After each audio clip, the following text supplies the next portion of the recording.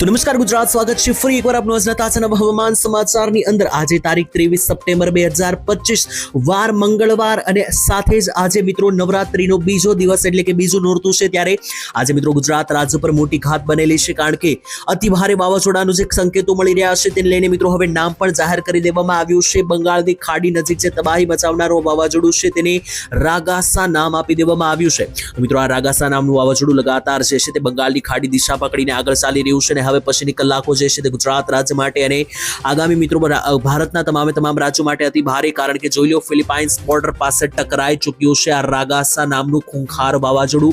અને હવે મિત્રો આ વાવાઝોડાની દિશા જે છે તે લગાતાર બંગાળની ખાડી અને ગુજરાત તરફની દેખાઈ રહી છે। અને ગુજરાત નજીક આ વાવાઝોડું 28 થી માંડીને 30 તારીખ નજીક આવી રહ્યું છે। ત્યારે ગુજરાતવાસીઓએ જે છે તે મિત્રો તૈયારી રાખવી પડશે, કારણ કે ચોમાસાની વિદાય વખતે મિત્રો હવે આ ચોમાસાની વિદાય વખતે જ્યારે આ વાવાઝોડું આવવાનું છે ત્યારે ગુજરાત રાજ્ય પર મોટી ઘાત બનશે। તો મિત્રો વાવાઝોડાને છોડ્યા બાદ અત્યારે હાલ ગુજરાત રાજ્ય પર મોટી વરસાદી સિસ્ટમ પણ સક્રિય છે। એક મોટું લો પ્રેશર બનવાને કારણે આજે તારીખ 23 અને મંગળવાર થયો છે। ત્યારે આજે મિત્રો સવારથી લઈને બપોર અને સાંજ અને સાથે જ મિત્રો મોડી રાતના રોજ પણ ગુજરાત રાજ્યમાં કડાકા અને ભડાકા સાથેના વરસાદો જે છે તે તૂટી પડવાના છે, કારણ કે HPA ભેજ લેવલ ઉપર જોશો તો ખ્યાલ આવશે કે અત્યારે હાલ અહીંયા ગુજરાત રાજ્ય નજીક એક મોટો ભેજ બની રહ્યો છે।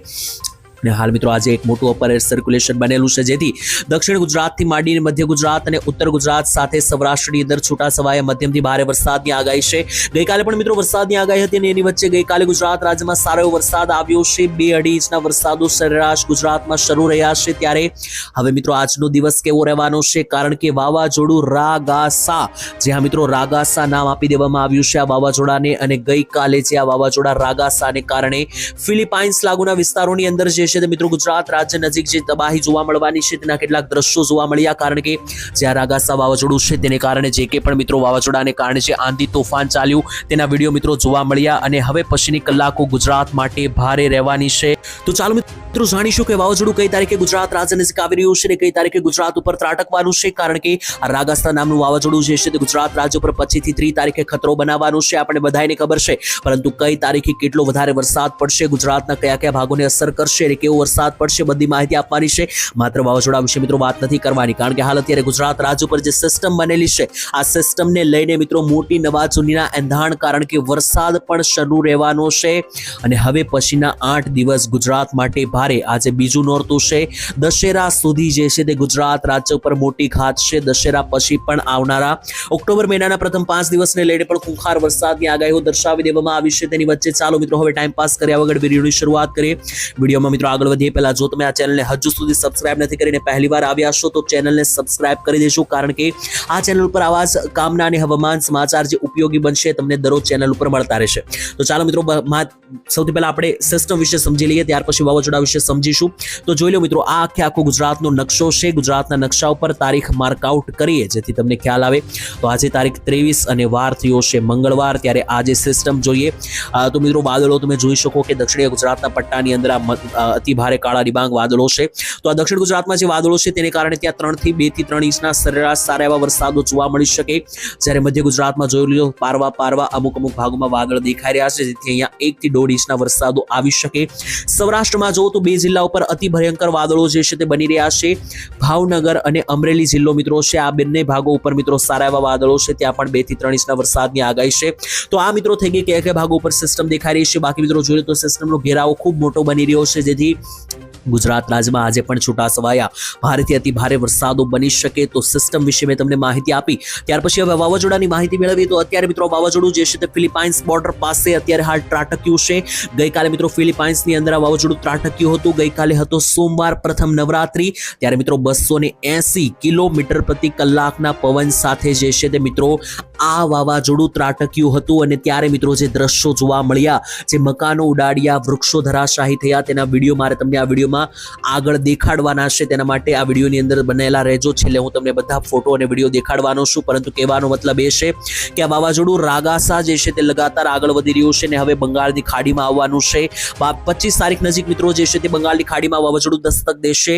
ત્યાર પછી ગુજરાત રાજ્ય નજીક કઈ તારીખે આવી રહ્યું છે એ પણ જાણી લઈએ। તો ચાલો મિત્રો ફટાફટ જે છે તે વાવાઝોડા વિશે આપણે અપડેટ મેળવવાની છે, ત્યાર પછી આજના વરસાદની પણ માહિતી મેળવવાની છે.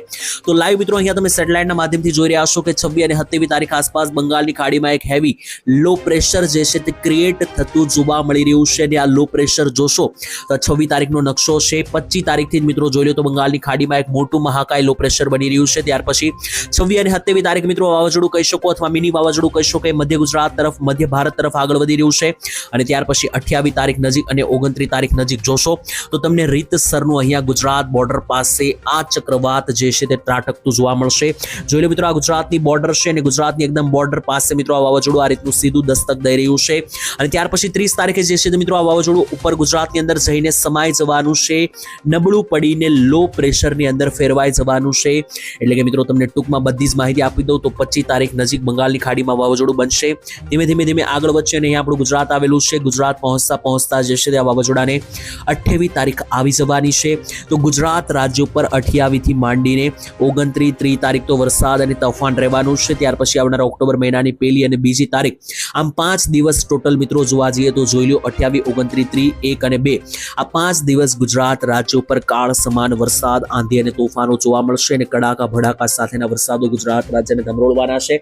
તો એની માટે તૈયાર થઈ જજો, કારણ કે ચોમાસાની વિદાય તો થઈ રહી છે, પરંતુ બીજી તરફ આજે વાવાઝોડું આકાર લઈ રહ્યું છે અને જ્યાં મોટું લો પ્રેશર બંગાળની ખાડીમાં બની રહ્યું છે તે હવે પછીની આગામી દિવસોની અંદર ગુજરાત રાજ્ય ઉપર જ્યારે આવશે 28 અને 29 તારીખે, ત્યારે હું તમને અહીંયા લાઈવ દેખાડી રહ્યો છું. જોઈ લો મિત્રો 28 તારીખથી માંડીને જો તો મિત્રો 27 તારીખથી તેની શરૂઆત થઈ જવાની છે. મોડી રાત્રિથી તમે જોશો તો 27 તારીખથી ગુજરાત રાજ્યમાં જે નબળું પડેલું ચોમાસું ફરી સક્રિય થઈ જશે. જોઈ લો 28 તારીખનો નકશો. ત્યાર પછી 28 તારીખે સાંજથી જોશો તો આખા ગુજરાતમાં વરસાદ ફેલાઈ રહ્યો છે. ત્યાર પછી 30 તારીખ, 1 તારીખ, 2 તારીખ આ મિત્રો જોવા જઈએ તો આખા ગુજરાતની અંદર ફરી એકવાર વરસાદ આવશે. ભલે ચોમાસું વિદાય લઈ લે, પરંતુ વાવાઝોડાને કારણે બધા જ ભાગોની અંદર ફરી એકવાર ગુજરાત રાજ્યમાં વરસાદો જોવા મળવાના છે. ત્યાર પછી જો તો 3 અને 4 તારીખ સુધી ગુજરાત રાજ્યમાં સરેરાશ સારા એવા વરસાદો દેખાઈ રહ્યા છે. અને ત્યાર પછી તો 6 તારીખ સુધી, આમ જોવા જઈએ તો મિત્રો દિવાળીના 10 દિવસ પહેલા સુધી જે છે તે વરસાદો ગુજરાત રાજ્યમાં યથાવત શરૂ રહેતા જોવા મળી રહ્યા છે. આ વાવાઝોડું મિત્રો મોટું અસર કરીને જવાનું છે. હલકામાં લેતા લોકો છે તે સાવધાન થઈ જાય, કારણ કે મિત્રો ચાલો આ વાવાઝોડા વિશે મારે તમને વધુમાં માહિતી આપવાની છે. તો જોઈ લો મિત્રો વાવાઝોડાનું નામ છે રાગાસા અને આ રાગાસા વાવાઝોડું ગઈકાલે જ્યારે તાઇવાન બોર્ડર પાસે ત્રાટક્યું ત્યારે 268 કિલોમીટર પ્રતિ કલાકના પવનો બનાવ્યા અને તેને કારણે જે નુકસાની ગઈ છે વિડીયો સામે આવ્યો છે તે તમે હવે અહીંયા લાઈવ જોઈ શકો.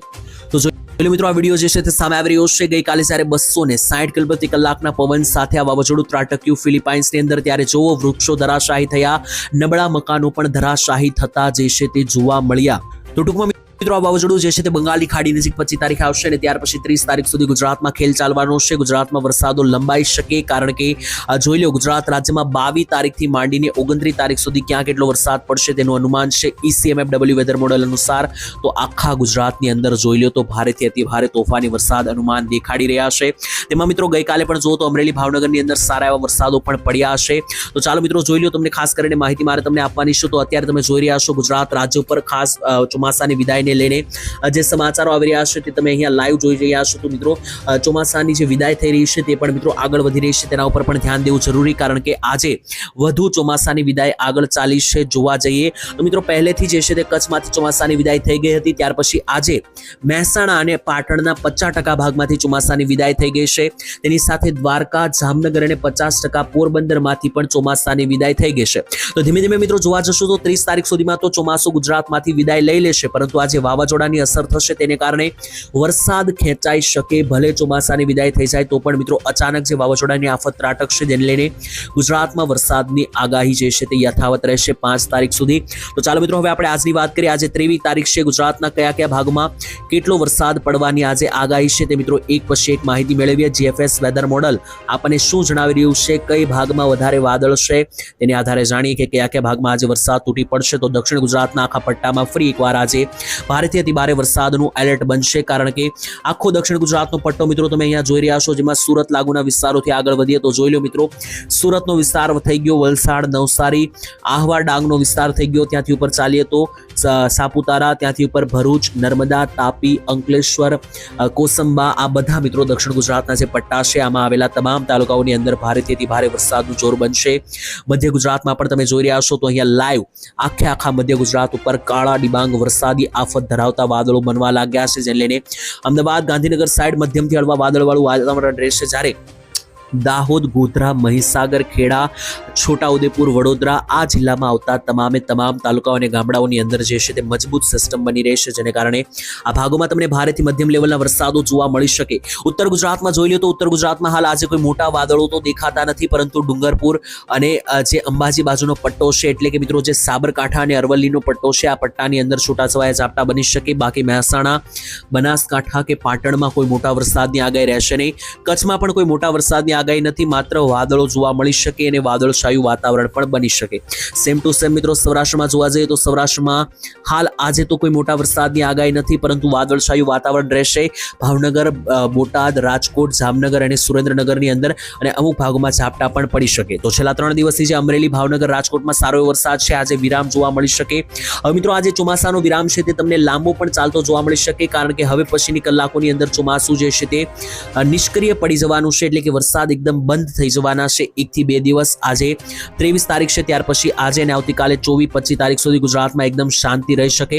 ત્યાર પછી 26 તારીખથી જે બંગાળની ખાડીનો અંદર જે વાવાઝોડાનો ખતરો તોળાઈ રહ્યો છે, તો એ વાવાઝોડું બનશે ત્યારે સૂન પડી ગયેલું, બંધ થઈ ગયેલું ચોમાસું ફરી એકવાર ગુજરાત ઉપર દસ્તક દેવાનું છે, જેના માટે બધા લોકોએ તૈયારી રાખવી પડશે મિત્રો. અને તેના વિશે જેમ જેમ નવી માહિતી આવતી જશે તેમ આપણે આ ચેનલ ઉપર અમે તમને આપતા જઈશું, કારણ કે વાવાઝોડું ડગલે ને પગલે ગમે ત્યારે દિશા જે છે તે બદલી શકે. તો ચાલો મિત્રો આજના વિડીયોમાં આટલું જ રાખીએ છીએ. વિડીયો અહીંયા સુધી જોયો તો લાઈક, શેર અને સબસ્ક્રાઇબ કરજો. તમારા મિત્રો સાથે વિડીયોને શેર કરજો. આપણે મિત્રો મળીશું આવતીકાલે એક નવા હવામાન સમાચારમાં. ત્યાં સુધી આજ માટે આટલું જ રાખીએ છીએ. તો રજા આપશો. ધન્યવાદ. જય માતાજી, જય દ્વારકાધીશ.